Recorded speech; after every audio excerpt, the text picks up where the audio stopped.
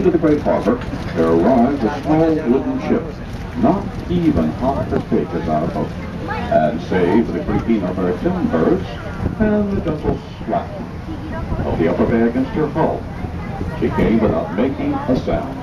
On board that phantom, a mixed crew of Dutch and English sailors, 19 iron men, sailed that wooden ship through the tempest of the North Atlantic to arrive in the great harbor on of all days, the 11th of September, in the year 16, exotic alien people, and to find what Columbus had never found. They came into the harbor on that day of all days, searching for a shortcut to the wealth of the Indies. They explored this river, this one right here. Looking with me this afternoon. Have supper in the village. Ah, there's an idea. Be nice to your waiter or waitress. You never know who you're dealing with in this town. Why, it could be tomorrow's superstar. Big names of past years like Barbara Streisand, Jessica Lange, waited tables in the village, as did Jennifer Aniston of Friends, but only after she gave up her first job. She was a bicycle messenger. Too dangerous. Madonna, back in the news with her fling with A-Rod. She was the hat check girl at the Russian tea room. And the current rage of the cooking channel, Rachel Ray. Not long ago, a hyper little girl waiting on you, not at Dunkin' Donuts, but at the candy counter of Macy's. In this town, you never know. Well, we do know some things. We know the night. What else? A skyscraper. Think Trump Tower, think Donald Trump. Before there was the Donald, there was the Frank. Frank W. Woolworth. All right, parents, explain to the children what we're talking about. Tommy, that's a little word. They wouldn't know. They've not seen one. We knew, we grew up with them, they were the Walmarts of our day. And Frank, the Sam Walton of his time.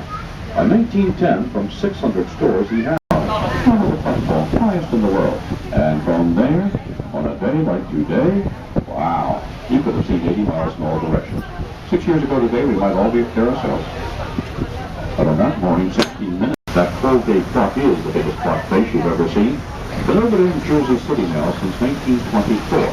Most of those years up on top of the Colgate factory, which is gone, replaced by that 54-story building belonging to Goldman Sachs. The 54 stories, that is the tallest building in New Jersey.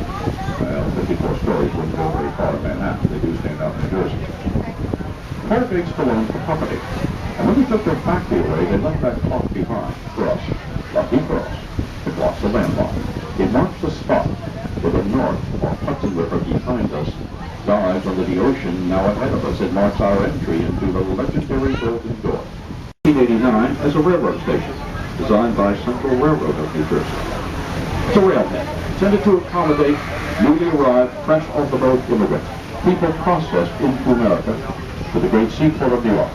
Now in those days, if you had been approved for entry, and if you were not going to stay in New York City, 1 out of 3 newcomers stayed right in town. But what about the other 2/3? The rears up an island blocking your way. It's still there. Look off to your right.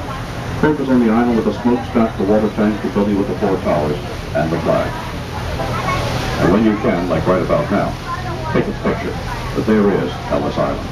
An overgrown sandbar where once the Dutch picnicked on oysters, and the English hung pirates from the gallows. Ellis Island could open wide the door to America, and make you and your children to a new life. Live it for nearly 14 days, why not for you? It could also wait until the very day you arrive. Wait until you had booked passage on the ship. Spend the last of your life savings to make the journey. And with everything you've got here, leaving the worst to deal with, and nothing more could stand in your way. Ellis Island could single you out of hundreds of others, pick you out of the crowd.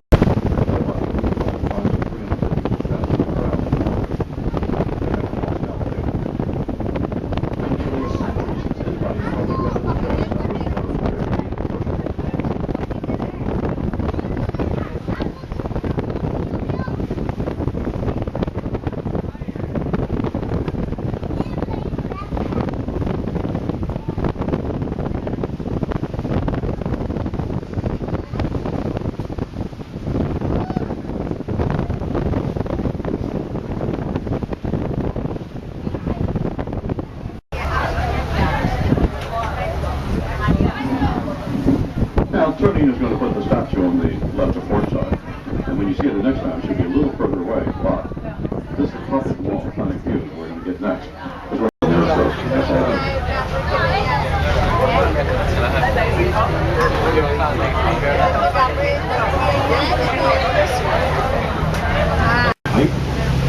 yet it is possible there's not a cup of tea. You do indeed prefer a small town living, free shaded streets and village greens and country lanes and quaint little churches and neighborhood schools. Is that what floats your boat? Sunday. I expect you could fire a shotgun on Wall Street right now and you wouldn't hit anybody. Batman maybe, but nobody else.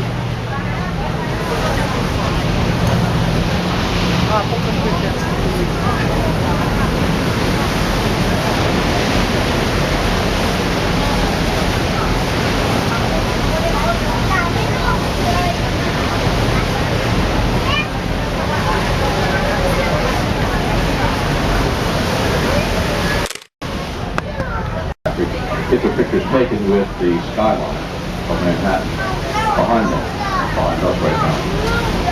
It doesn't happen so often on Sunday, it does.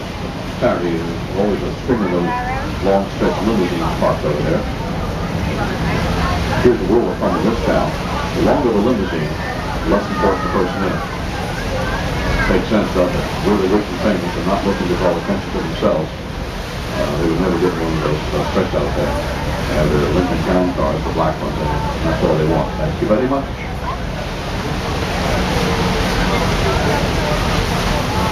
Here's the shortest of the waterfalls to our right.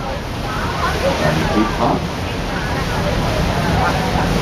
Now, almost anywhere you go, you can see the Empire State Building. And if you look over to the left, rising over the apartment buildings there, you can see it.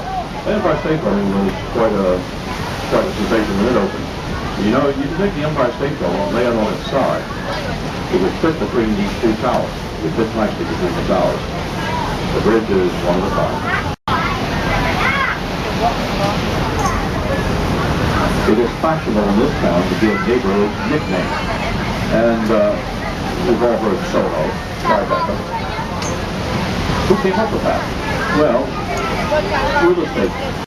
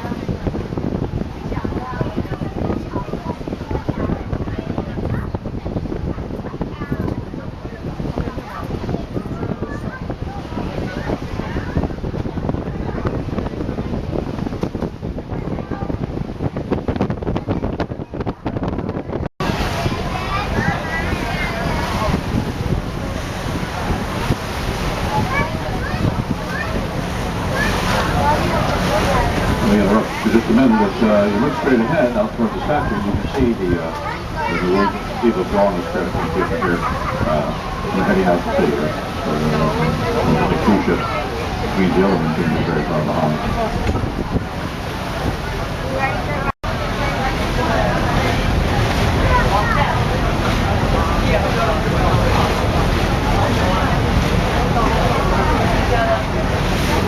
Take a quick glance over to your right, just past Wall Street Dock again.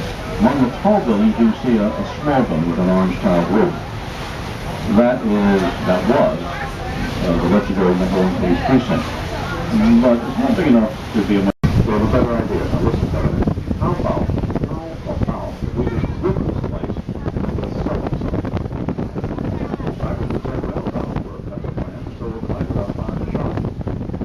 The line of production probably came down the price in all the seconds to enough. We've already given the whole spiel to the government of New York, Peter James II, and overnight New Amsterdam became New York. Nobody got hurt. Well, now it's British territory, and a few years later, they're fearful that the French are going to come and do the same to them. So they fortify this waterfront with big guns, batteries,